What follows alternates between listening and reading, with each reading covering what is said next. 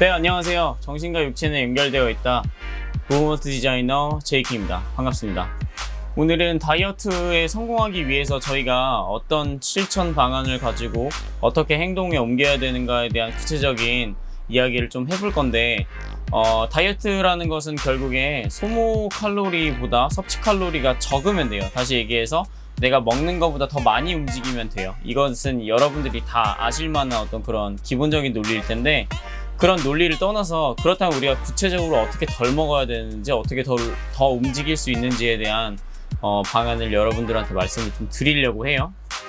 솔루션을 듣기 전에 여러분들이 그 원인에 대해서 먼저 좀 알고 싶다 하고 하시면, 지난 편에 제가 말씀드렸던 당신은 왜 계속 배가 고픈가에 대한 영상을 여기 남겨드릴 테니까 참고하시면 될 것 같고요. 그 4가지 원인에 대해서 먼저 요약을 좀 하고 들어가자고 하면,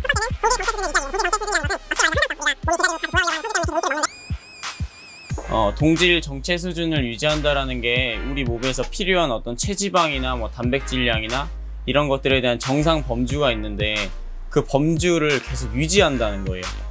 근데 내 몸에 이미 체지방이 많이 축적이 되어 있어요. 그런데 계속 먹고 싶어, 뭐가 자꾸. 그리고 못 참겠어요. 그러면은 이 동질 정체 수준 시스템이, 항상성 시스템이 약간 망가졌다, 맛이 갔다라고 볼 수가 있어요.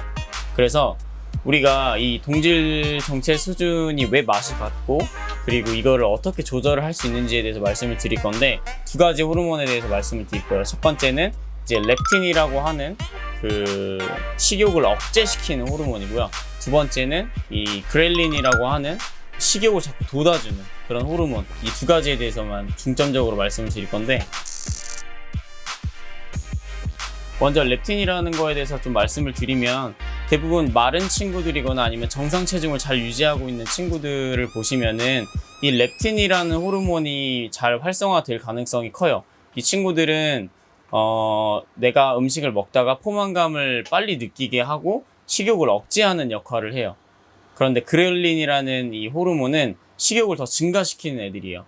그러면은 마르거나 정상 체중을 잘 유지하고 있는 사람들은 렙틴이라는 호르몬이 잘 활성화돼서 적정한 수준에서 어떤 내 내부 요인을 감지하고 이 렙틴이라는 애가 나와서 식욕을 억제해주는 이 기전이 잘 활성화가 되는데, 이 정상 체중을 벗어났거나 아니면 비만인 분들은 대부분 그렐린이라는 애가 더 많이 나와서 자꾸 식욕을 느끼게 하는 거예요. 그래서 우리가 그렐린이라는 호르몬의 양은 감소시키고, 그리고 렙틴이라는 애 친구는 더 활성화시켜서 친해질 수 있도록 하면 돼요.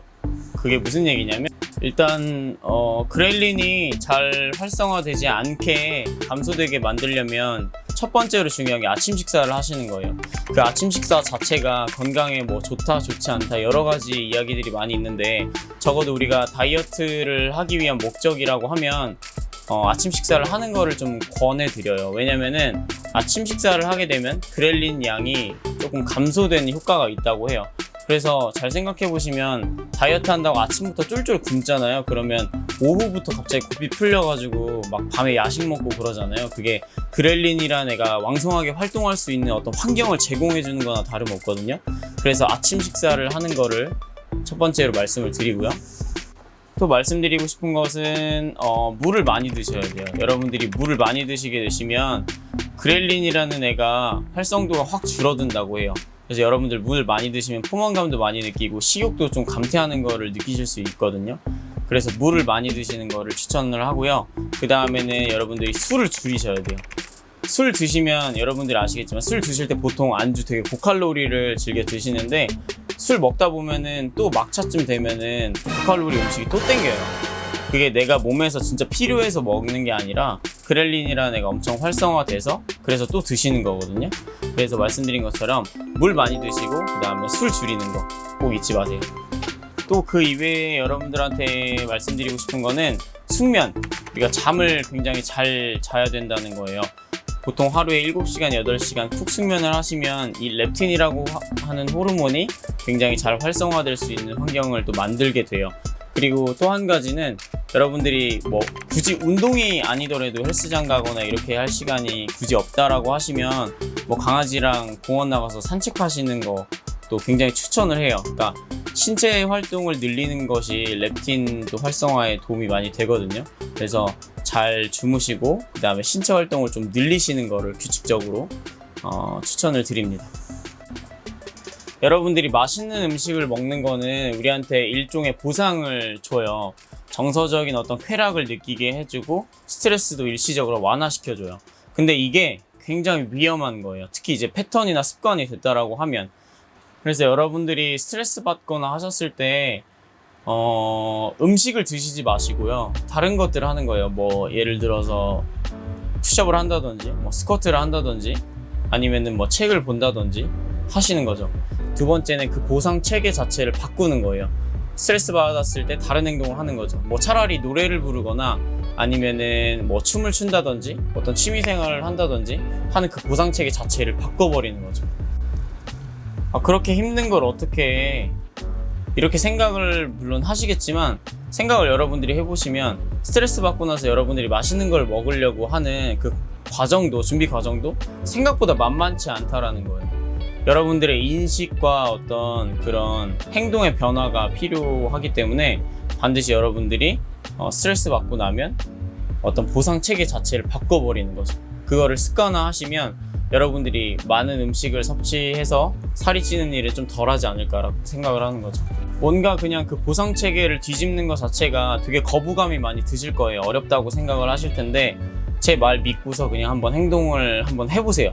그러면 여러분들이 그게 어느 정도까지는 올라가기 어렵지만 그 임계치를 넘게 되면 여러분들의 습관이 될 거고요. 그 습관은 여러분들의 어떤 외모를 변하게 하고 그다음에 생각도 달라지고요. 인생 자체가 달라집니다. 마지막으로 우리가 많고 다양한 음식을 보게 되면 과다 섭취를 할 수밖에 없어요. 그러니까 되도록이면 다양한 음식에 대해서 내가 보지도 말고 듣지도 말고, 왜냐면 들으면 상상하니까. 다이어트 기간 동안은 약간 그렇게 하셔야 돼요. 그래서 한정된 곳만 가고 친구들도 정말 중요한 사람들 아니면 될 수 있으면 만나지 말고 좀 극단적이긴 해요. 근데 조금씩 다양한 음식들을 보고 들으면은 절제하기 힘들어져요. 사실 사람이라는 게 욕구에 기원하기 때문에. 그래서 그런 것들 다 될 수 있으면 차단하시고요. 일단 그러고 난 다음에 어느 정도 시간이 좀 지나고 나면은 어느 정도 결과가 나타날 거예요. 일정의 내가 목표한 단기적 목표들을 좀 이루고 나면, 다이어트에 조금 성공하고 나면 그 다음부터는 이제 조금씩 노출을 시키는 거예요. 어떤 사람도 만나서 음식도 좀 조절해보고, 그런 조절력을 이제 점진적으로 키워 나가시는 게 장기적으로 봤을 때 더 좋을 것 같습니다. 근데 원푸드 다이어트 같은 거는 저는 개인적으로 비추해요. 왜냐면은 한 가지만 계속 드시게 되시면 영양에 대한 불균형이 오기 때문에 이건 저는 굉장히 비추하고요. 그래서 요즘에 시중에 뭐 다이어트 도시락 같은 거 많이 나와 있으니까 그런 거 잘 골라서 드시는데, 그거 드시면서 부족한 영양소가 있다고 하면 그거에 관련된 뭐 보조제 같은 것들 첨가해서 드시면 될 것 같습니다.